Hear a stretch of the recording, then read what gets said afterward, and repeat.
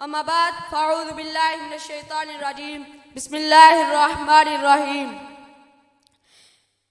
اللہ تیری زلفوں کا لقب ہے، اللہ تیری زلفوں کا لقب ہے، نبی آتے رہے آخر میں نبیوں کے امام آئے،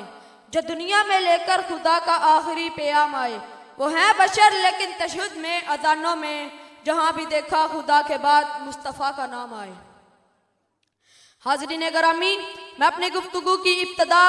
سرور کونین، ساقی کوثر، تاجدار مدینہ، فخر دو عالم، عبداللہ کے لخت جگر، عبدالمطلب کے نور جبی، محبوب کبریاء، محمد مصطفیٰ، احمد مجتبی صلی اللہ علیہ وآلہ وسلم کے مقدس و معطر، طیب و طاہر، کامل و اکمل، احسن و اشرف اسم گرامی سے کرنا چاہتا ہوں،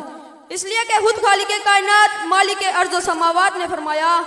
اے میرے پیغمبر، میرے حسین و جمیل، رحمت للعالمین، مراد و مشتاقین،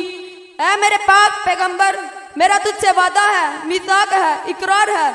کہ سرزمین کے جس خطے میں، جس علاقے میں، جس بستی میں، جس پھول کی پتی پر، جس درخت کی ٹہنی پر، جس کتاب کے ورق پر، جس قلم کی نوک پر، جس انسان کی تسبیح پر، جہاں کہیں بھی تیرا ذکر خیر ہوگا، وہاں رحمت کی چھم چھم بارش برسا دوں گا۔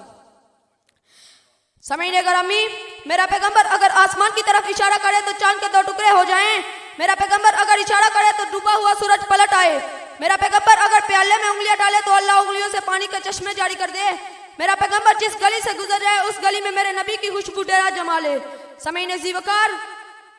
ہمارا یہ عقیدہ ہے، ہمارا یہ نظریہ ہے، ہمارا یہ ایمان ہے، بلکہ یقین ہے، اگر ساتوں آسمان اور ساتوں زمینیں جمع کر دی جائیں، یہ ہوا، فضا، خلا، چرند پرند، نباتات و جمادات، انسان و حیوان، نوری و ناری، چاند ستارے، سورج سیارے، یہ کہکشائیں، شمس و قمر، شجر و حجر، عرشی و فرشی، حتیٰ کہ تمام لاتعداد مخلوقات کو جمع کر کے ترازو کے ایک پلے میں رکھ دیا جائے اور دوسرے پلے میں سرکار دو جہاں صلی اللہ علیہ وآلہ وسلم کو رکھ دیا جائے تو کملی والے کے سامنے ساری کائنات نیچ ہو جائے گی۔ میں اپنے نبی کی سیرت کے کس کس پہلو کو بیان کروں، ذرا غور کیجئے۔ میرے نبی کی سیرت کا ایک پہلو تو یہ بھی ہے جس کو قرآن نے بیان کیا، میرے نبی کی سیرت کا ایک پہلو یہ بھی ہے جس کو زبور نے بیان کیا، میرے نبی کی سیرت کا ایک پہلو یہ بھی ہے جس کو انجیل نے بیان کیا، میرے نبی کی سیرت کا ایک پہلو یہ بھی ہے جس کو قرآن کے سپارے بیان کرتے ہیں۔ ذرا غور کیجئے، میرے نبی کی سیرت کا ایک پہلو یہ بھی ہے جس کو ہزاروں صحابہ بیان کرتے ہیں، میرے نبی کی سیرت کا ایک پہلو یہ بھی ہے جس کو جنت کی حوریں بیان کرتی ہیں، میرے نبی کی سیرت کا ایک پہلو یہ بھی ہے کہ آپ صلی اللہ علیہ وآلہ وسلم کا لعب دہن ابو بکر صدیق رضی اللہ تعالیٰ عنہ کی یاری پر لگے تو زہر ختم، میرے نبی کی سیرت کا ایک پہلو یہ بھی ہے کہ آپ صلی اللہ علیہ وآلہ وسلم کا لعب دہن علی المرتضیٰ رضی اللہ تعالیٰ عنہ کی آنکھوں پر لگے تو اشوب چشم ختم۔ میرا نبی اتنا حسین ہے کہ حضرت یوسف علیہ السلام کو دیکھنے والیوں نے انگلیاں کٹا ڈالی، لیکن میرے نبی کو دیکھنے والوں نے بدر و احد میں اپنی گردنیں کٹا ڈالی،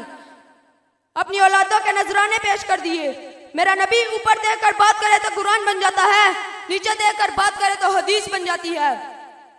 میرے نبی کے پاس ابو بکر آئے تو صدیق بن گئے، عمر آئے فاروق اعظم بن گئے، عثمان آئے ذوالنورین بن گئے، علی آئے حیدر کرار بن گئے، عبداللہ بن عباس آئے مفسر قرآن بن گئے، خالد بن ولید آئے سیف اللہ بن گئے، بلال حبشی آئے مؤذن اسلام بن گئے۔ تو کسی شاعر نے کیا خوب کہا ہے: در فشانی نے تیری قطروں کو دریا کر دیا، در فشانی نے تیرے قطروں کو دریا کر دیا، دل کو روشن کر دیا، آنکھوں کو بینا کر دیا۔ خود نہ تھے جو راہ پر اوروں کے ہادی بن گئے،